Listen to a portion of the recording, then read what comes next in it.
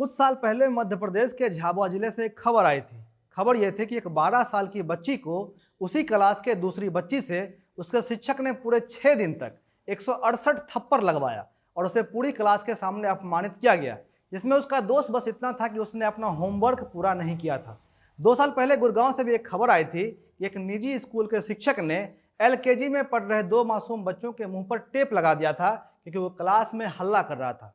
बच्चों के साथ हुई हिंसा की यह घटनाएं ना तो पहली हैं और ना ही अंतिम।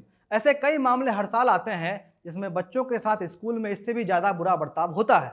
लगातार बढ़ रही इन घटनाओं की वजह से सरकार ने बच्चों के साथ हिंसा को रोकने के लिए कानून तो बनाया, लेकिन उस कानून पर अमल करने की जहमत सरकार ने अब तक नहीं उठाई है। नमस्ते, मेरा नाम अमन शर्मा है और आप जनता जंक्शन देख रहे हैं। यह हमारा विशेष कार्यक्रम सुबह सवेरे है, जिसके माध्यम से हम आपको बिहार की 5 प्रमुख खबर बताते हैं।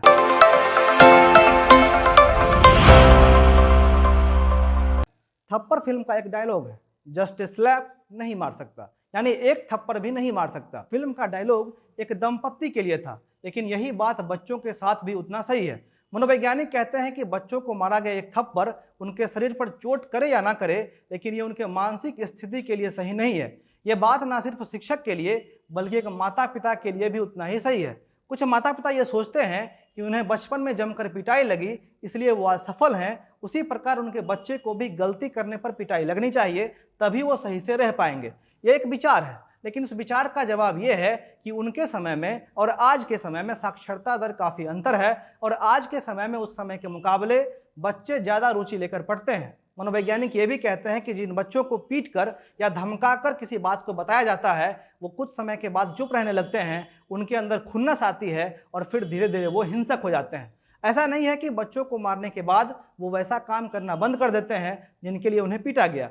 बच्चे मार खाने के बाद भी वैसा काम करते हैं, लेकिन तब उनका पूरा ध्यान इस बात को लेकर होता है कि कैसे उस गलती को अपने माता पिता या शिक्षक से छुपा लिया जाए। बच्चों के इस मनोदशा के बारे में बात करना इसलिए अहम है क्योंकि आए दिन ऐसे कई खबरें आती है जिसमें अजीब तरीके से बच्चों को पढ़ाने का प्रयास लोग करते हैं। और अब पहली खबर, मुजफ्फरपुर का एक वीडियो वायरल हुआ है जिसमें एक साहब हाथ में बंदूक लेकर बच्चों को क, ख और ग पढ़ा रहे हैं, जिसका वीडियो खुद साहब बना रहे हैं। साहब के हाथ में बंदूक है और नीचे जमीन पर कुछ बच्चे बैठे हुए हैं जिन्हें बंदूक की नोक पर पढ़ाने की कोशिश हो रही है। और जो साहब पढ़ा रहे हैं वो मुजफ्फरपुर के मिठनपुरा थाना क्षेत्र में पान का दुकान लगाते हैं। बंदूक लहराने का इनका इतना शौक है कि इससे पहले भी आर्म्स एक्ट के तहत जेल घूमकर आ चुके हैं। और अब जब उनका ये वीडियो वायरल हो गया है तो नगर के डीएसपी राम नरेश पासवान ने मिठनपुरा थाना अध्यक्ष को जांच करने का आदेश दिया है। इस वीडियो को लेकर डीएसपी राम नरेश पासवान कहते हैं कि उनकी टीम इसे लेकर जांच कर रही है और ये जांच किया जा रहा है कि बंदूक लाइसेंसी था या फिर नहीं।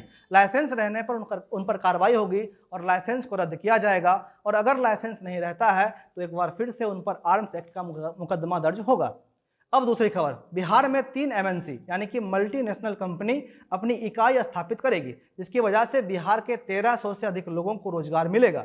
ये 3 कंपनियां हैं आईटीसी, ब्रिटानिया इंडस्ट्री और भगवती फूड प्राइवेट लिमिटेड। और इन तीनों कंपनियों के विस्तार के लिए बियाडा ने जमीन आवंटित कर दी है। बियाडा यानी कि Bihar industrial area development authority.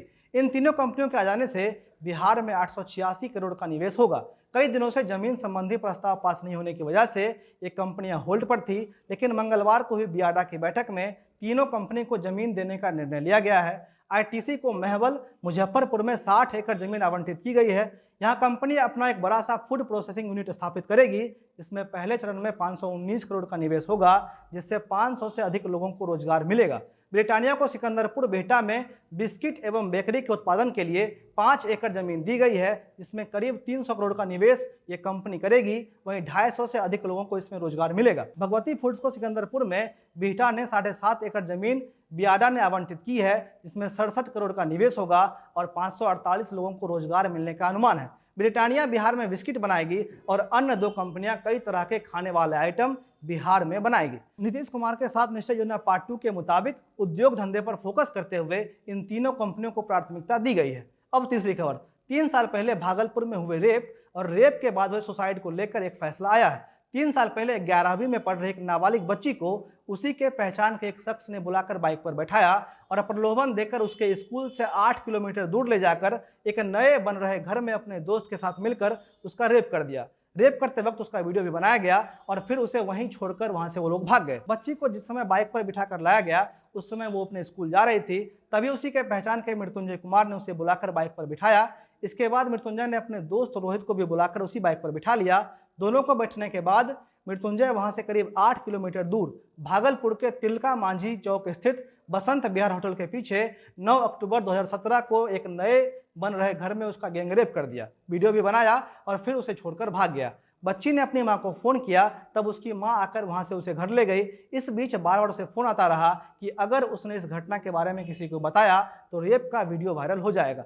यह मामला पुलिस तक पहुंचती इससे पहले इसे लेकर गांव में रेप के 3 दिन बाद एक पंचायत बुलाई गई। पंचायत में युवक से वीडियो को डिलीट करने के लिए कहा गया, लेकिन दोनों ने वीडियो को डिलीट करने से मना कर दिया। इसकी जानकारी जैसे ही उस बच्ची को लगी तो उसने एक सुसाइड नोट लिखकर पंखे से लटक कर सुसाइड कर लिया। सुसाइड नोट में बच्ची ने लिखा कि तुम दोनों ने मुझे जीने के लायक नहीं छोड़ा है, इसलिए दुनिया छोड़कर जा रही हूँ। ये भी जान रही हूँ कि तुम लोगों को इससे कोई फर्क नहीं पड़ेगा। हालांकि सुसाइड के बाद पुलिस पर दबाव बना और नामजद दोनों आरोपियों को पकड़ लिया गया। गिरफ्तार होने के कुछ दिन बाद ही मृत्युंजय के दोस्त रोहित ने पटना हाईकोर्ट से जमानत ले लिया और जेल से बाहर निकल गया। हालांकि कुछ दिन पहले दिसंबर में उसे दोषी मानते हुए फिर से गिरफ्तार किया गया था और करीब 3 साल 3 महीने की सुनवाई के बाद भागलपुर के विशेष पॉस्को कोर्ट ने 5 जनवरी को मृत्युंजय कुमार यादव और उसके दोस्त रोहित कुमार को आजीवन कारावास की सजा सुनाते हुए 25,000 का जुर्माना लगाया है। इसके अलावा राज्य सरकार को भी निर्देश दिया गया है कि 5 लाख का मुआवजा बच्ची के परिवार वालों को दिया जाए। अब चौथी खबर, बिहार कांग्रेस के प्रभारी शक्ति सिंह गोहिल के अनुरोध के बाद उन्हें प्रभारी के पद से मुक्त कर दिया गया। बिहार चुनाव में कांग्रेस के खराब रिजल्ट और बीमार रहने की वजह से शक्ति सिंह गोहिल ने कांग्रेस के आलाकमान से उन्हें प्रभार से मुक्त करने का अनुरोध किया था, जिसके बाद इस पर एक्शन लेते हुए उनके अनुरोध को मान लिया गया है और उनके जगह पर मिजोरम कांग्रेस के प्रभारी भक्त चरण दास को बिहार कांग्रेस का प्रभारी बनाया गया है। शक्ति सिंह गोहिल वर्तमान में दिल्ली कांग्रेस के प्रभारी और गुजरात कोटे से कांग्रेस के राज्यसभा सदस्य हैं। पिछले साल फरवरी में दिल्ली विधानसभा चुनाव में कांग्रेस की हार के बाद तत्कालीन प्रभारी पीसी चाको और दिल्ली प्रदेश कांग्रेस कमेटी के अध्यक्ष सुभाष चोपड़ा ने त्यागपत्र दिया था, जिसके बाद उनके त्यागपत्र को मंजूर करते हुए ये जिम्मेदारी शक्ति सिंह गोहिल को दी गई थी। शक्ति सिंह गोहिल फिलहाल बिहार के प्रभार से आजाद हो चुके हैं, लेकिन फिलहाल वो दिल्ली कांग्रेस के प्रभारी बने रहेंगे। अब अंतिम और 5वीं खबर, एक तरफ जहां लोग देशभक्ति की भावनाओं में आकर बायकॉट चाइना का मुहिम चला रहे हैं, तो वहीं दूसरी तरफ बिहार के सीमांचल क्षेत्र के कुछ लोग वहां उपजने वाले और सरकारी राशन में मिलने वाले चावल को चीन, भूटान और वियतनाम जैसे देशों में शराब बनाने के लिए सप्लाई कर रहे हैं। सीमांचल के खेतों में मोटा दाना का चावल उपजता है और सरकारी राशन में भी अधिकतर मोटा दाना का चावल मिलता है, जिसे लोग खाना पसंद नहीं करते हैं। इसलिए कुछ दलाल चावल को जमा करके उसे भूटान, चीन और वियतनाम शराब बनाने के लिए भेज रहे हैं और बढ़ रहे डिमांड की वजह से वहां पर चावल की कालाबाजारी और जमाखोरी बढ़ गई है और कम मात्रा में नहीं बल्कि प्रतिदिन दर्जनों की संख्या में ट्रक को लोड करके चावल को असम, पश्चिम बंगाल और गंगटोक के रास्ते इन देशों में सप्लाई करवाया जा रहा है ताकि वहां पर शराब बन सके।